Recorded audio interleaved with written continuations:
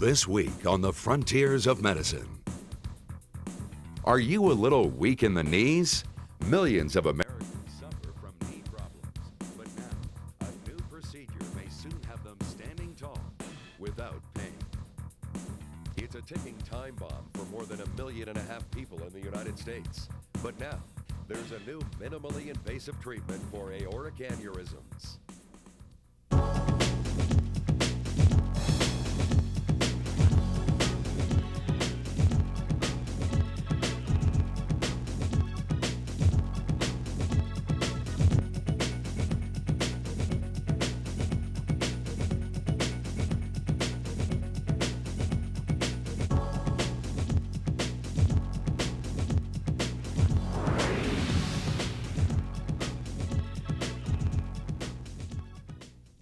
Funding for this program is provided by the Medtronic Foundation, celebrating Medtronic's 50 years of pioneering therapies that restore health, extend life, and alleviate pain.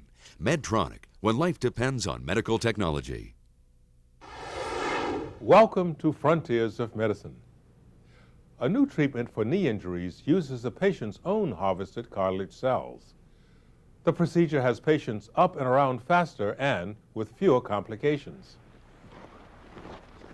To see him in action today, you would never guess that 9 years ago, Henrik S. Bjornsson thought his sports career was over for good. Henrik suffered a serious knee injury while playing bandy, a Swedish ice sport similar to hockey. Doctors thought the cartilage in his knee was damaged beyond repair. But an emerging treatment for knee cartilage injuries got him off the bench and back onto the ice, where once again he's achieving his goals. For athletes or people with active lifestyles, a knee injury can mean the end of the road. Much of the knee region is made of delicate cartilage. If damaged, this joint cartilage normally does not regrow. In a young patient, that can be a disaster within a few years, leading to not just curtailment of sporting activities and leisure activities, but even pain with simple activities like walking, getting up out of a chair. Damaged cartilage can be smoothed by microfracture drilling or other surgical procedures, but the benefits are short-term and usually leave the patient functioning at far less than 100%. A promising new cartilage treatment called Carticel from Genzyme Tissue Repair hopes to change that, at least for injuries to the thigh bone part of the knee. The Carticel treatment removes a small sample of healthy cartilage from the patient's knee in a localized operation. A cell processing facility then cultures the sample into millions of new healthy cells grown specifically for the patient. The cells are implanted directly into the cartilage defect and sutured into place using tissue from the patient's lower leg. Once in place, the cells continue to multiply and fill gaps in the existing cartilage. The benefit of using the cartilage cells, as opposed to perhaps doing a drilling procedure, is that the cartilage cells are actually able to restore that smooth joint. They fill the defect, and then the patient can then return to their healthy, active lifestyle. Evaluations of hundreds of post-surgical Carticel patients were recently conducted. The patients who received the Carticel treatment 3 years ago were still enjoying consistent, improved mobility and joint condition. Only 9% of patients needed additional minor surgery following treatment, and Carticel's failure rate is said to be less than 5% so far. The news is good for amateur and professional athletes everywhere. Knee injuries, though still very serious, do not necessarily have to take active athletic lifestyles and put them permanently on ice.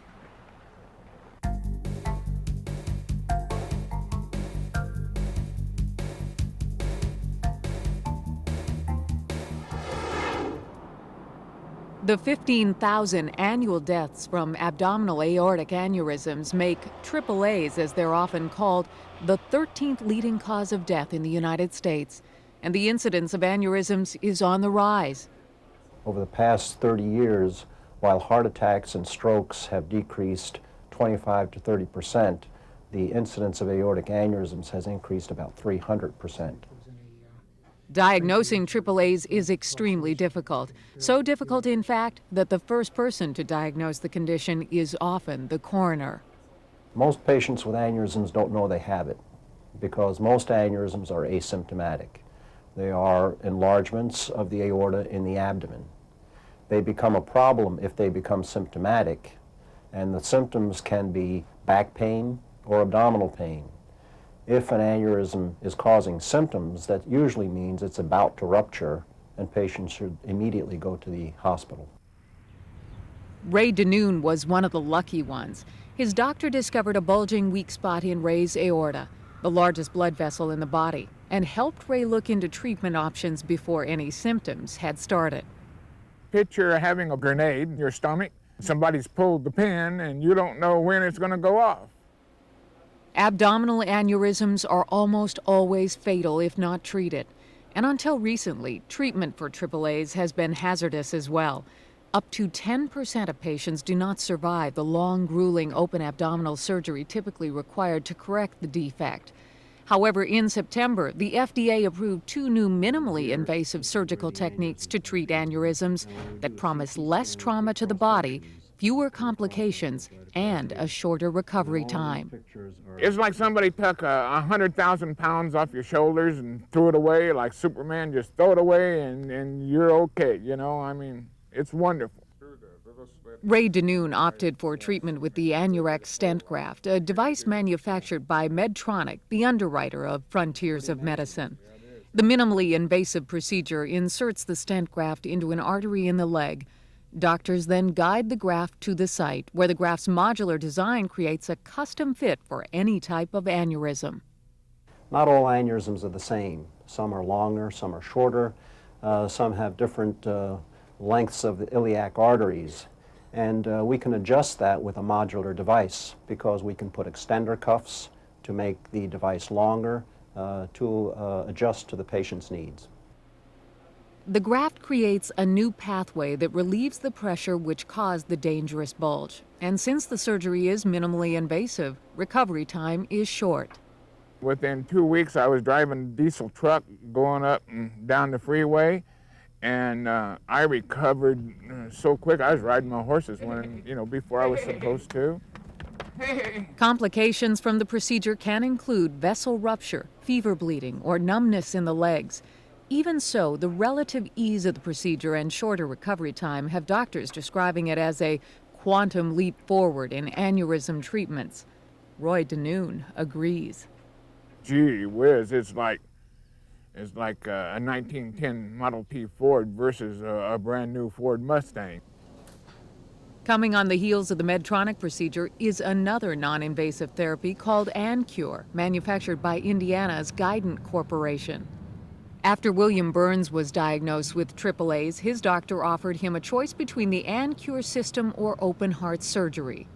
And when I was given the alternative of going up through the arteries, why, there was no doubt in my mind which I was going to choose.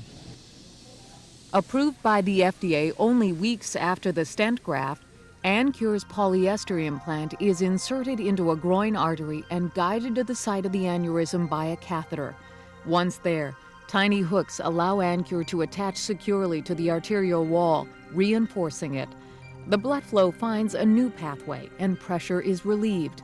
For William Burns, it was just what the doctor ordered. This AnCure method is just the simplest way, in my mind, to complete the treatment and cure of the aneurysm.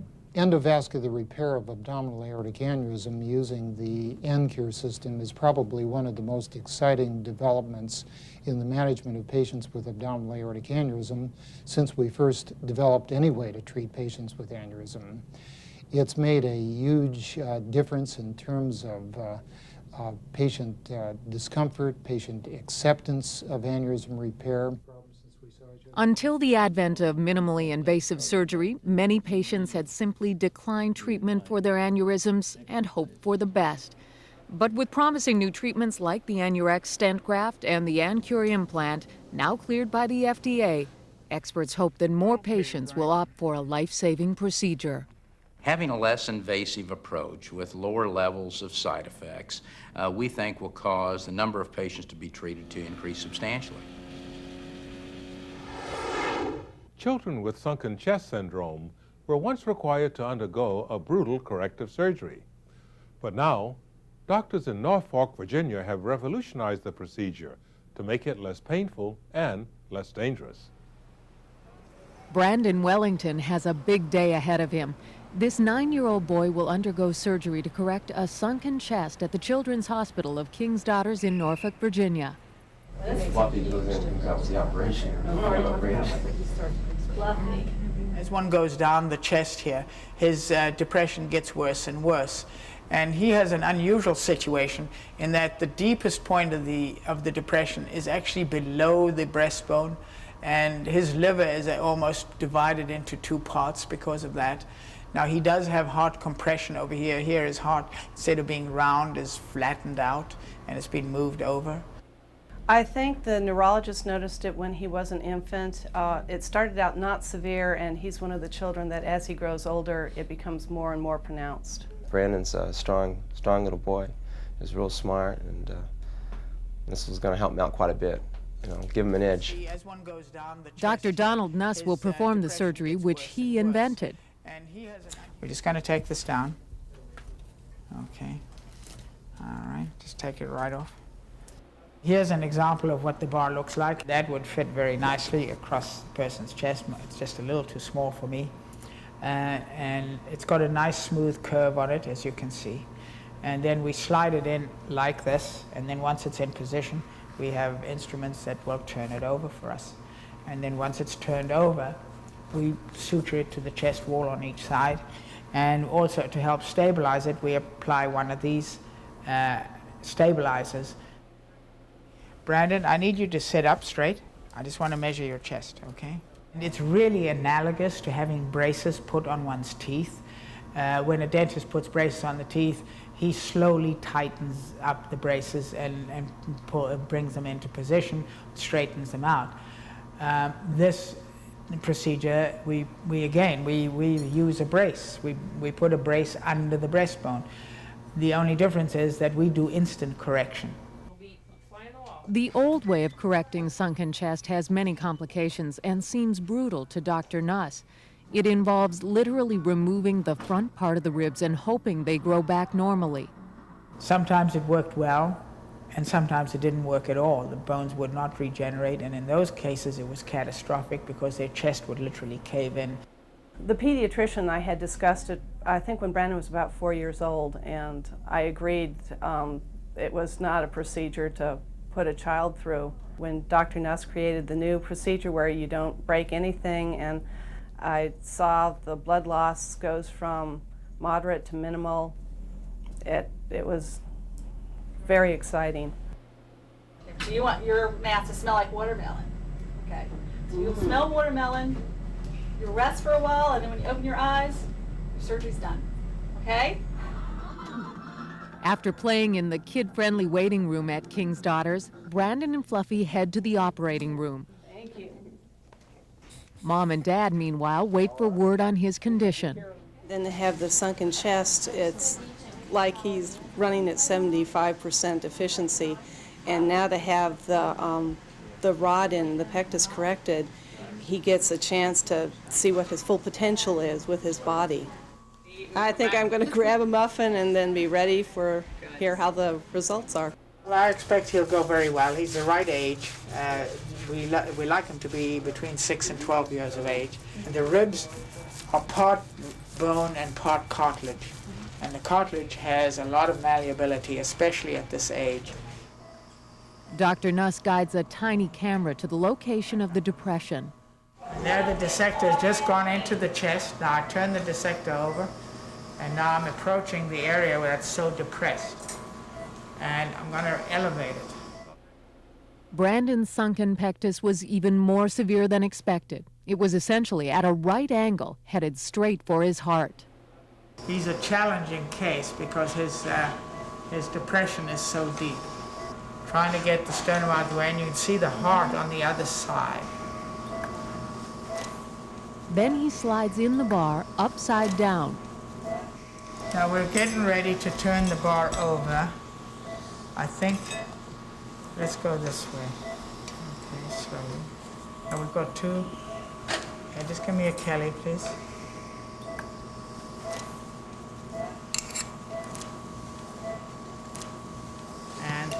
is. Okay. And as you can tell, we've completely corrected the depression. Rotating the bar literally pops the chest out without breaking bones. Yes, skin hook, please. Now, surgeons carefully secure the bar to the chest wall. This way, Brandon will be able to go about the life of a normal, active kid without worrying about the bar moving. Oh, it went very well, despite the fact that he had a very severe depression.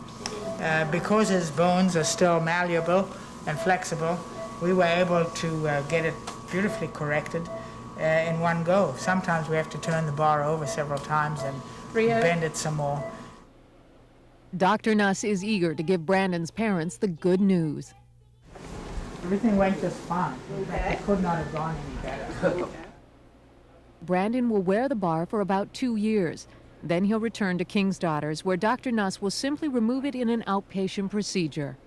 The procedure is rapidly spreading. I don't know the exact number, but we've had over 70 surgeons who have flown in to our center here in Norfolk to watch the operation. We sometimes have as many as 5 or 6 surgeons here at a time. And they've come from literally all over the States, and we've had surgeons from Europe as well. The Nuss procedure has created a new standard for correcting sunken chest, but it's also given kids like Brandon a better self-image and hope for a normal, healthy life. Since we last aired that story, Dr. Nuss has shared his technique with other surgeons. He also says Brandon is recovering well from the surgery and is back to normal activities. Brandon's mother, Tina, says Brandon no longer has difficulty breathing. He runs and plays with other kids more often now. He was very proud of his new chest, even admiring it minutes after waking up in the intensive care unit. You've heard the old adage, that which does not kill you makes you stronger. Scientists are putting that saying to the test in new therapies using 2 toxins once thought to be among the body's worst enemy, Salmonella bacteria and Botox, a form of botulism. First, we look at Salmonella's medicinal potential. Vion Pharmaceuticals Incorporated of New Haven, Connecticut, is harnessing the unique characteristics of Salmonella bacteria to fight cancerous tumors. They are investigating a possible delivery system called TAPIT, or Tumor Applied Protein Expression Therapy.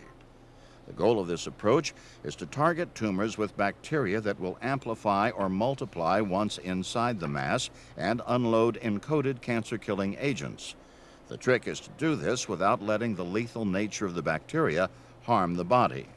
The bacteria Salmonella, as it occurs in nature, is very dangerous, and none of us would want to get it.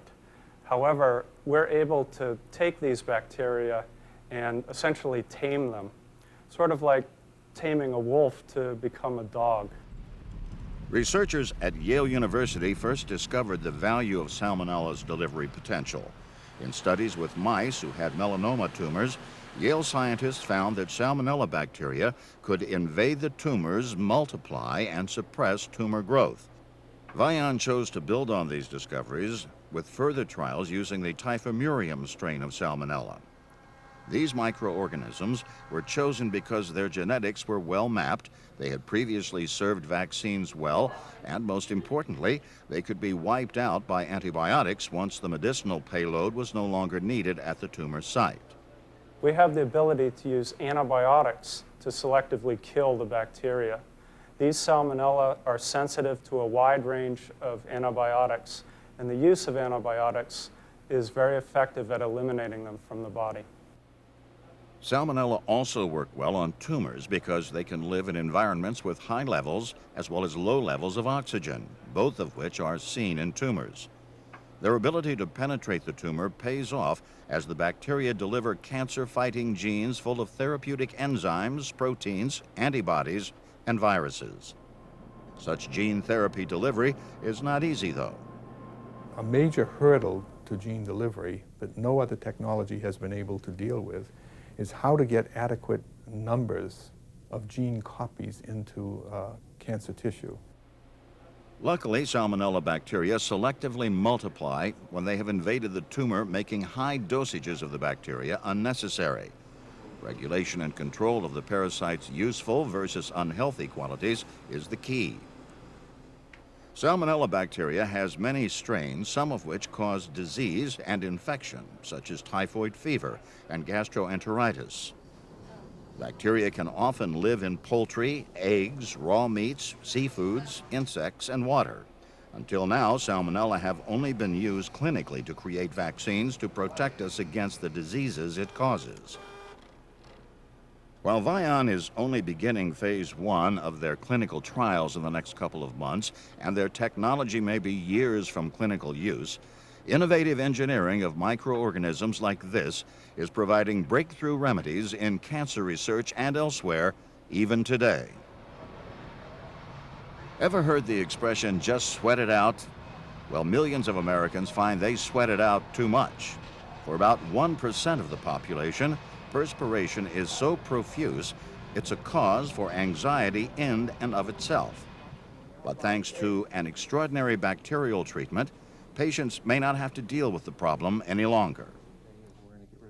Excessive sweating, also known as hyperhidrosis, most often affects the hands, feet, armpits, and just about any hairy part of the body.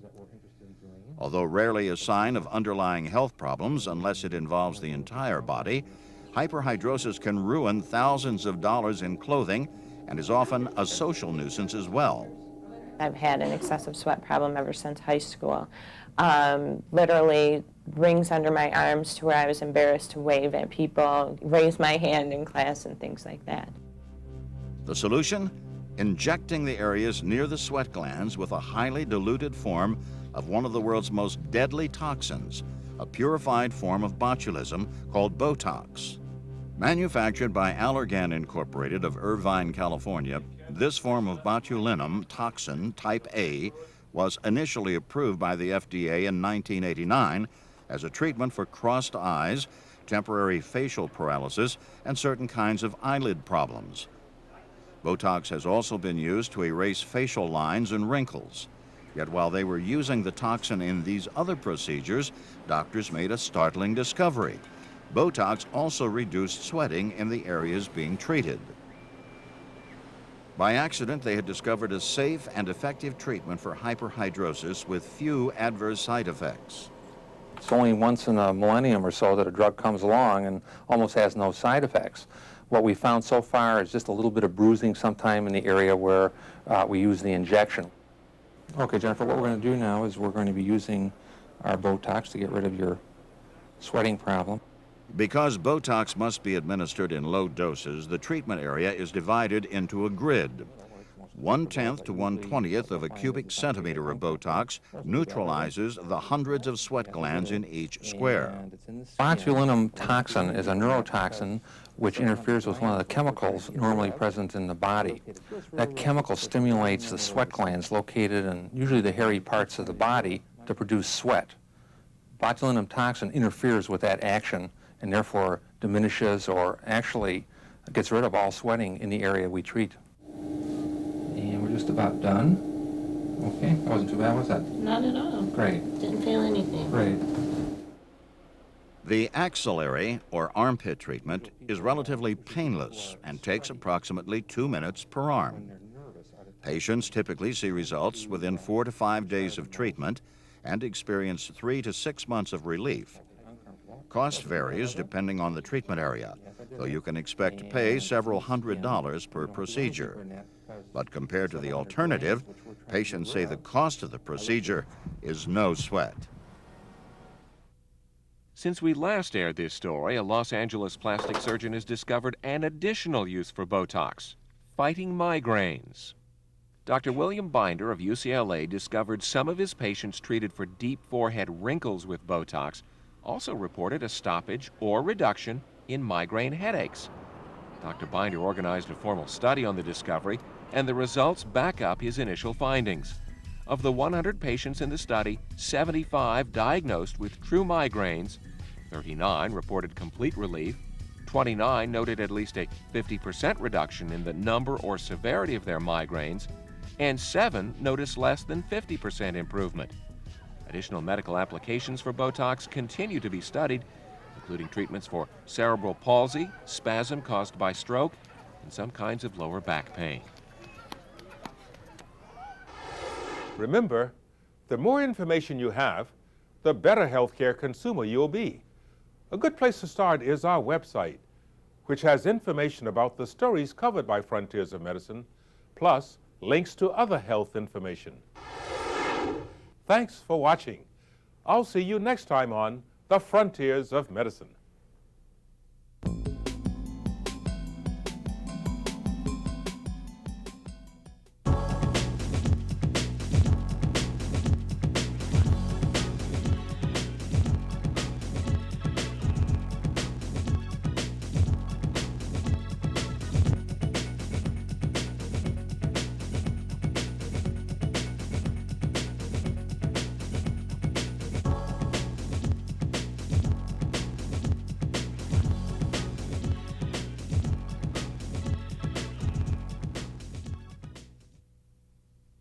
Funding for this program is provided by the Medtronic Foundation, celebrating Medtronic's 50 years of pioneering therapies that restore health, extend life, and alleviate pain. Medtronic, when life depends on medical technology.